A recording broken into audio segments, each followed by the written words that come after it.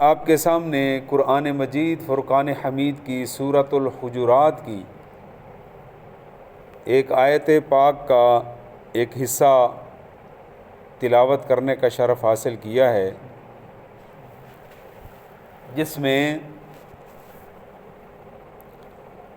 پروردگار عالم نے انسانیت سے خطاب فرمایا، یا ایھا الناس انا خلقناکم من ذکر و انثیٰ، اے انسانو ہم نے تم کو ایک مرد اور ایک عورت سے پیدا فرمایا ہے، اور وہ اولین مرد و عورت پہلا جوڑا جو تخلیق ہوا،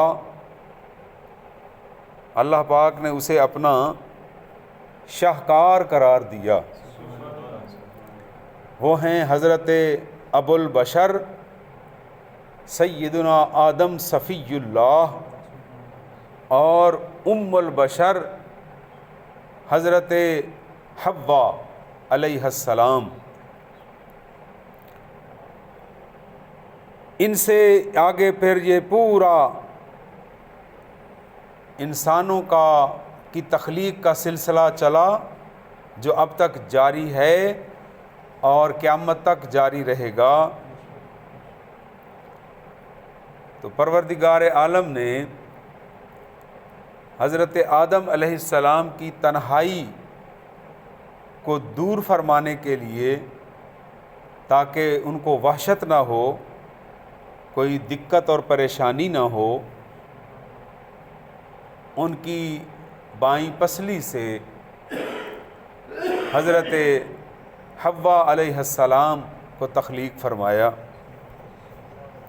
گویا عورت پہلی کائنات کی پہلی خاتون کی تخلیق اس لیے فرمائی گئی تاکہ وہ اپنے خامند حضرت آدم علیہ السلام کی دلجوئی فرمائیں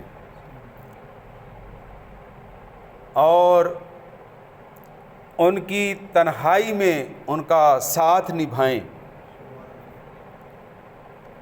اور پھر پروردگار عالم کی طرف سے یہ میاں اور بیوی کا تعلق قائم فرمایا گیا، جس سے انسانی جذبات کا انخلا بھی ہوتا ہے اور پیار اور محبت کے جذبات بھی نصیب ہوتے ہیں، ان کی بھی تسکین ہوتی ہے، اور اس کے ساتھ ساتھ شادی کا یا نکاح کا سب سے اولین مقصد وہ نسل انسانی کو آگے بڑھانا ہے، نیک اولاد کا حصول یہ نکاح کا، شادی کا مقصد اولین ہے۔ تو پروردگار عالم نے ماشاءاللہ کئی جوڑے ایسے ہیں جنہیں اولاد سے نوازا جاتا ہے، کئی ایسے ہیں جنہیں فقط بیٹے عطا کیے جاتے ہیں، کئیوں کو صرف بیٹیاں نصیب ہوتی ہیں، کئی دونوں کو ترستے رہتے ہیں۔ اور اللہ پاک نے اس تقسیم کو پہلے اپنے پیارے نبیوں میں ظاہر فرمایا تاکہ دیگر لوگوں کو جو انبیاء علیہم السلام کے امتی ہیں، جنہیں سکھایا یہی گیا ہے اللہ کے نبی کی طرف سے کہ اللہ وحدہ لا شریک ہے، خالق و مالک و رازق ہے، اور اسی کی رضا پر راضی رہنے والے ہی اس کے محبوب بندے ہوتے ہیں۔ تو حضرت ابراہیم علیہ السلام کو فقط بیٹے نصیب فرمائے گئے، آپ بیٹیوں کو ترستے رہے۔ حضرت شعیب علیہ السلام کو بیٹے نہیں عطا کیے گئے، صرف بیٹیاں نصیب ہوئیں، وہ بیٹوں کے لیے دست بدعا رہے۔ حضرت عیسیٰ علیہ السلام جنہوں نے شادی نہیں فرمائی، نہ بیٹے ہوئے نہ بیٹیاں نصیب ہوئیں، اب آئی باری امام الانبیاء کی. تو نبی پاک علیہ الصلوۃ والسلام کو اللہ پاک نے ہر نبی سے ہر کمال میں بلند فرمایا. سرکار کو دونوں عطا فرمائے، بیٹے بھی نصیب ہو گئے، بیٹیاں بھی عطا فرما دی گئی. لیکن اللہ کی وہ حکمت ہے، بیٹے دے کے واپس لے لیے، بیٹیوں کو پھلنے پھولنے کا موقع ملا، اور پوری کائنات میں حسنی، حسینی اور نبی پاک علیہ السلام کی باقی 3 صاحبزادیوں سے بھی سرکار کی نواسے اور نواسیاں وہ بھی پوری کائنات میں پھیلے ہوئے ہیں. تو پروردگار عالم نے اپنے محبوب کو یہ دونوں نعمتیں عطا فرمائی، اور ہم سب کے لیے یہ ایک سبق بن گیا کہ جس حال میں پروردگار رکھے ہمیں اس پر راضی برضا رہنا چاہیے. ہاں، بیٹے اولاد نرینہ، اس کے بارے میں نبیوں کی سنت ہے رب سے مانگنا. حضرت زکریا علیہ السلام عمر 100 سال کے قریب ہو گئی، بیٹے نہیں ہو رہے، تو قرآن کریم نے آپ کی اس دعا کو ذکر فرمایا.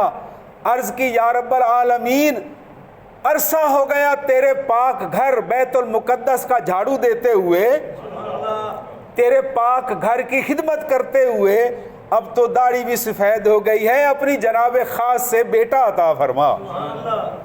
پھر اللہ پاک نے زکریا علیہ السلام کی دعا کو ایسے قبول فرمایا، ارشاد فرمایا میرے زکریا، میرے گھر کی خدمت کرنے کا انعام یہ ہے، تو نے فقط بیٹا مانگا ہے، ہم نے تجھے بیٹا بھی وہ عطا کیا جس کے سر پر نبوت کا تاج بھی سجا کے بھیجا ہے، اور وہ ہیں حضرت یحییٰ علیہ السلام.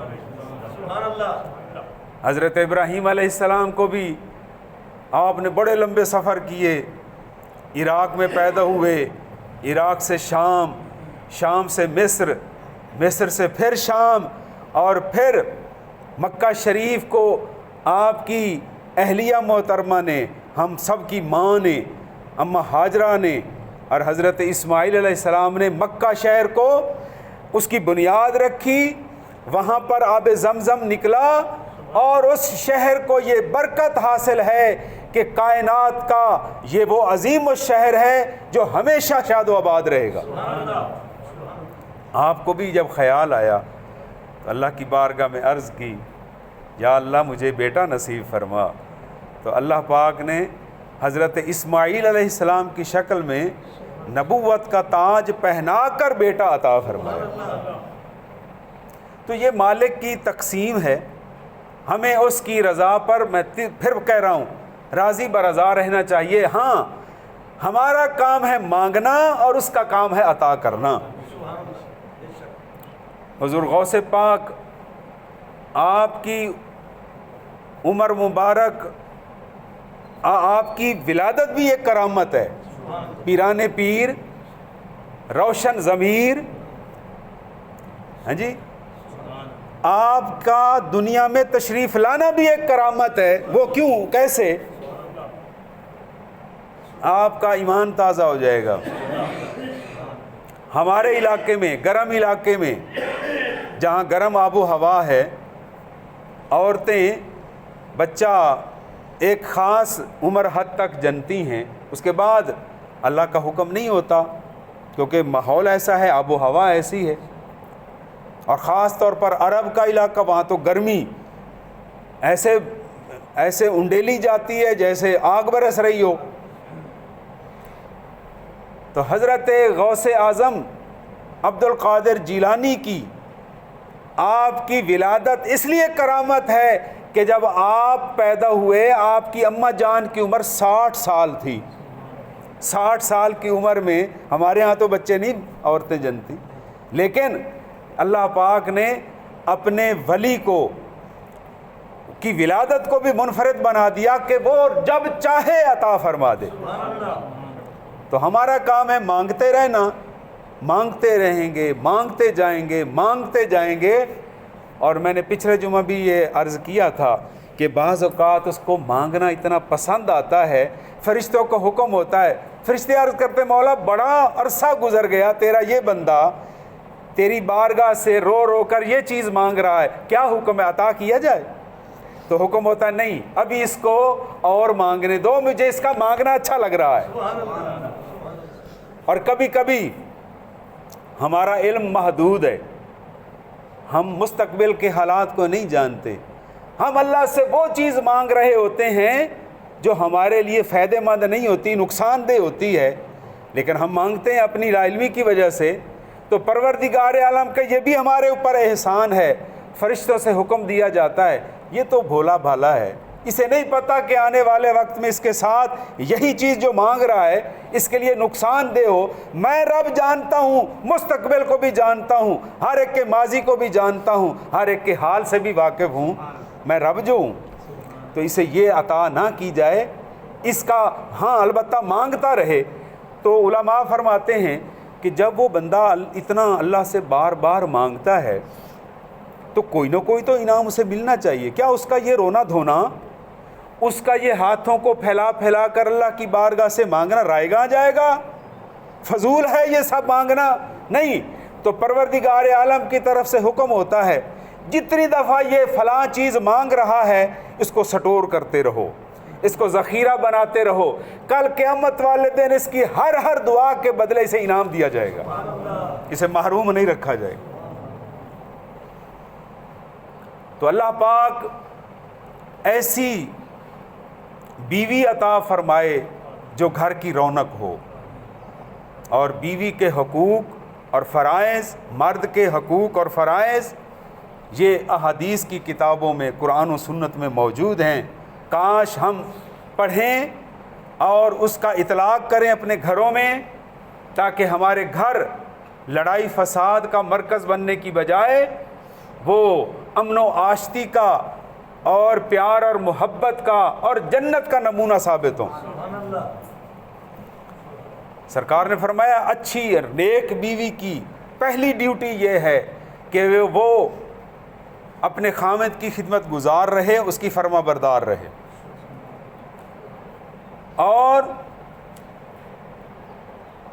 مرد کے عورت پر جو حقوق ہیں ان میں سے ایک حق یہ بھی ہے، مرد کا عورت پر ایک حق یہ بھی ہے کہ اس کی بیوی زیب و زینت کے ساتھ خوبصورت صاف ستھری ہو کر اس کے سامنے رہے، غلیظ اور بدتمیز بن کر نہ رہے، بلکہ اللہ پاک نے اسے جو بھی جسم اور جو حسن عطا فرمایا ہے اس کی حفاظت کر کے وہ اپنے خامد کے سامنے آئے۔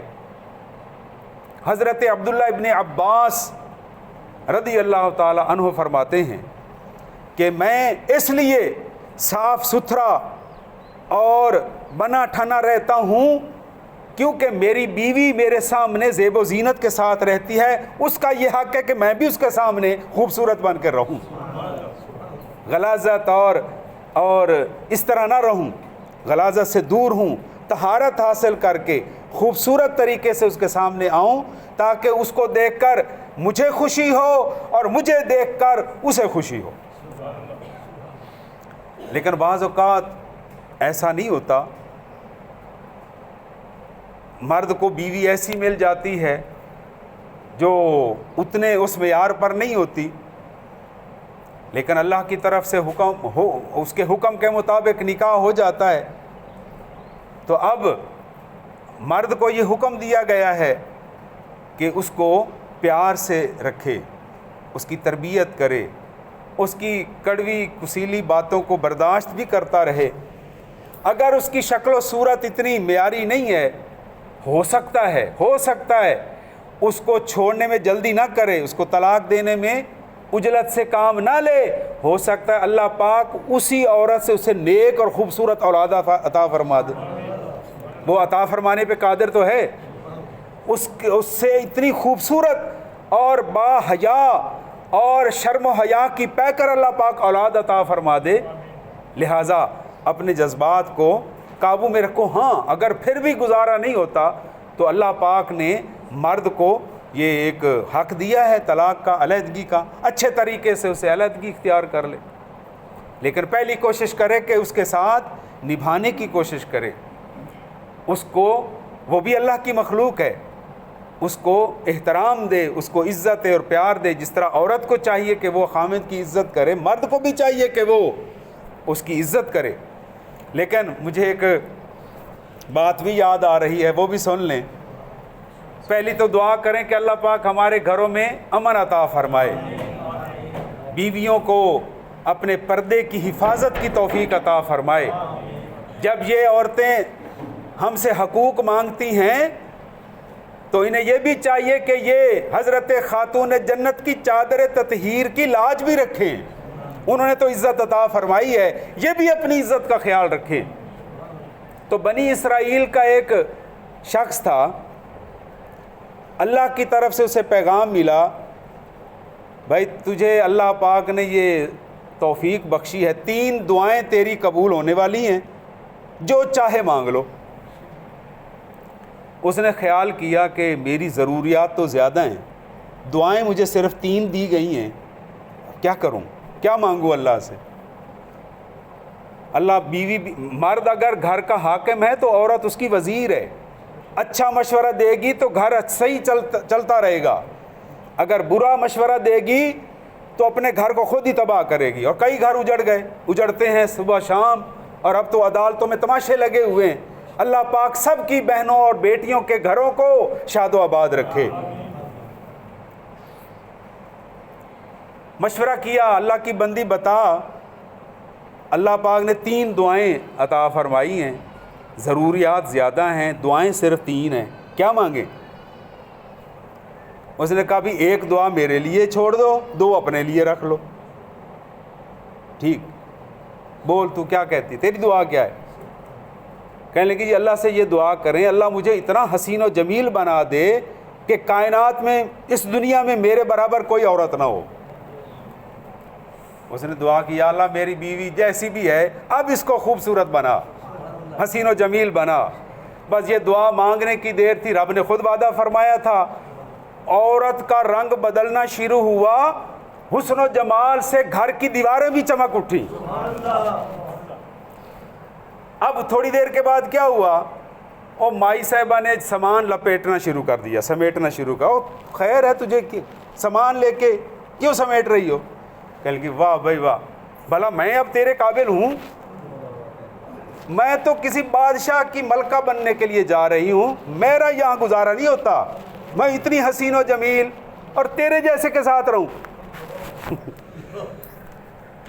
اس نے زبردستی کی، اس کے حسن کی کہانیاں باہر نکلی، بادشاہ تک پہنچی، اس نے فوجی بھیجے، جاؤ بھائی لے آؤ اس عورت کو۔ اپنی عورت گھر میں بٹھا لی، شادی کر لی۔ وہ بیچارہ واہ بھائی واہ، میں نے عجیب دعا مانگی ہے بھائی، وہ جو پہلے روٹی شوٹی پکا کے کھلا دیتی تھی، کپڑے دھو، اس سے بھی گیا۔ بڑا غصے ہوا، اس نے میرے ساتھ بے وفائی کی ہے عورت نے۔ تو اللہ کی بارگاہ میں دعا کے لیے پھر ہاتھ اٹھا، ابھی 2 دعائیں باقی ہیں۔ یا اللہ اس بے وفا عورت نے میرے ساتھ یہ حالت کی ہے، اس کو باندری بنا دے۔ وہ باندری بن گئی۔ بادشاہ نے کہا چل بھائی نکل یہاں سے، میں نے تو ملکہ بنائی تھی، باندری تو میں نے اپنے گھر میں نہیں رکھی، نکل یہاں سے۔ اب وہ دھکے کھا کے پھر آ گئی باندری بن کے اپنے پہلے خامد کے گھر۔ اب رہ گئی 1 دعا، 2 دعائیں تو چلی گئی، ایک دعا رہ گئی۔ اب پھر اسی منہ سے اللہ کی بارگاہ میں عرض کر، یا اللہ جیسی تھی ویسی بنا دے، پہلے جیسی تھی نا ویسی بنا دے، میری روٹی اور کپڑے شپڑے تو دھوتی رہے گی۔ اللہ پاک نے دوبارہ کرم فرما دیا، وہ عورت دوبارہ اسی پہلی شکل میں آ گئی۔